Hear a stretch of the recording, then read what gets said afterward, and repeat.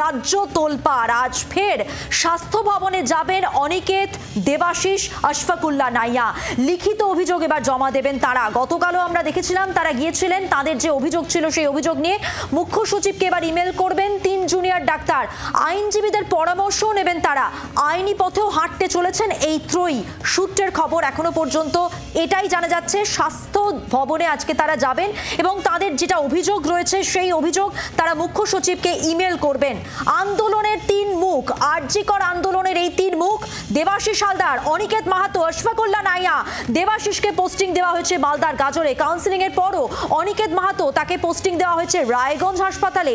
আশফাকুল্লাহ তাকে পোস্টিং দেওয়া হয়েছে পুরুলিয়া হাসপাতালে, যেখানে বলা হয়েছিল যে ভ্যাকেন্সি নেই। তা সত্ত্বেও পুরুলিয়া হাসপাতালে তাকে পোস্টিং দেওয়া হলো, যেখানে কাউন্সিলিং এ তাকে হাওড়ায় পোস্টিং দেওয়া হয়েছিল। সব মিলিয়ে তাদের যে অভিযোগ রয়েছে, তারা স্বাস্থ্য ভবনে যাচ্ছেন আজকে। এছাড়া মুখ্য সচিবকে ইমেল করবেন। আন্দোলনের জেরে কি অন্যত্র পোস্টিং, নেপথ্যে কি প্রতিহিংসা কাজ করছে, এটাই তাদের অভিযোগ এবং তাদের অভিযোগ নিয়ে তারা মেল করবেন এবং আজ স্বাস্থ্য ভবনে। সরাসরি কথা বলবো, আমাদের সঙ্গে রয়েছেন আমাদের প্রতিনিধি অর্কদীপ্ত মুখোপাধ্যায়। অর্কদীপ্ত, আমরা জানি যে ভ্যাকেন্সি না থাকা সত্ত্বে যেখানে পোস্টিং হওয়ার কথা ছিল এখন আবার সেইখানে পোস্টিং না হয়ে অন্য জায়গায় পোস্ট করা হয়েছে। সব মিলিয়ে তাদের যে অভিযোগ, মেল করবেন এবং তারা স্বাস্থ্য ভবনে যাবেন। আর কি জানা যাচ্ছে? একবার মুখ্য সচিবকে তারা আজকে মেল করবেন তাদের যে বক্তব্য বা যে অভিযোগ রয়েছে, এবং আজকে বেলা 12:30টার সময় তারা স্বাস্থ্য ভবনে যাচ্ছেন। স্বাস্থ্য ভবনে কেন যাবেন? গতকাল যখন তারা দেবাশিস হালদারের যে পোস্টিং হয়েছে সেই পোস্টিং নিয়ে লিখিতভাবে ডিএমইকে তারা দিয়েছিলেন, এবং তারপরে সন্ধ্যেবেলা ডিএমইর সাথে যখন তাদের কথা হয়েছে তখন ফের একবার অনিকেত এবং আশফাকুল্লার যে পোস্টিং হয়েছে সেটা নিয়েও লিখিতভাবে জানাতে বলা হয়েছে স্বাস্থ্য ভবনের তরফ থেকে, এমনটাই তারা বলেছিলেন।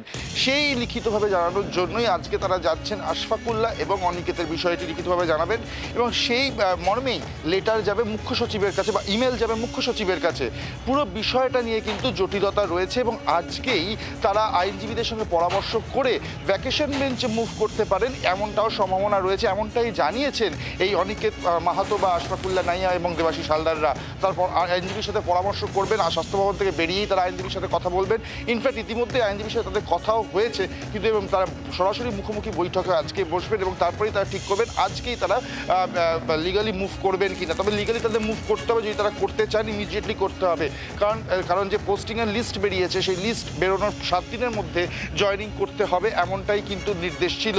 তো 7 দিনের মধ্যে যদি জয়েন না করে, যদি 7 দিনের মধ্যে জয়েন করতে হয় তাহলে ইমিডিয়েটলি তাদের যেতে হবে। আর যদি সেটা না করাতে হয়, যেমন তারা বলেছেন এটা রদ করতে চান, তারা গতকাল অনিকেত বলেছেন এটা রদ করতে চান, সেক্ষেত্রে ইমিডিয়েটলি তাদের মুভ করতে হবে। তারা বলেছেন তারা নাগরিক সমাজকে নিয়ে বৃহত্তর আন্দোলনের পথেও তারা নামবেন। সুতরাং সব মিলিয়ে এই 3 জনের যে পোস্টিং যেটা চেঞ্জ হয়েছে, প্রায় 1500 জনের মধ্যে বা 1200-1400 জনের মধ্যে মাত্র 3 জনের চেঞ্জ হয়েছে, এই অভিযোগ তারা করছেন এবং তারা বলছেন উদ্দেশ্য প্রণোদিতভাবেই তাদের এই পোস্টিংয়ের যে জায়গা সেটা চেঞ্জ করা হয়েছে।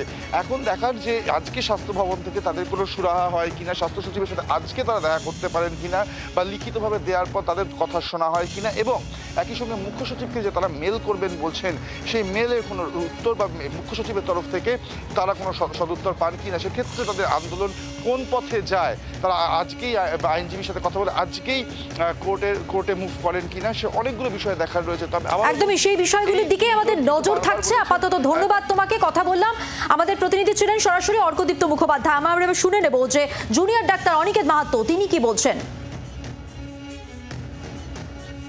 আমাদের 3 বছরের বন্ড হয়, প্রথম বছর মেডিকেল কলেজ, বাকি 2 বছর ডিস্ট্রিক্ট হসপিটাল। তাহলে ডিস্ট্রিক্ট হসপিটালে যেখানে কাজের অপ্রতুলতা সমস্যা আছে সেখানে এমডি পাস করা যারা ডাক্তার তারা যাবে, এটাই প্রোটোকল, এই জন্যেই এই বন্ড পোস্টিং দেওয়া হয়েছে।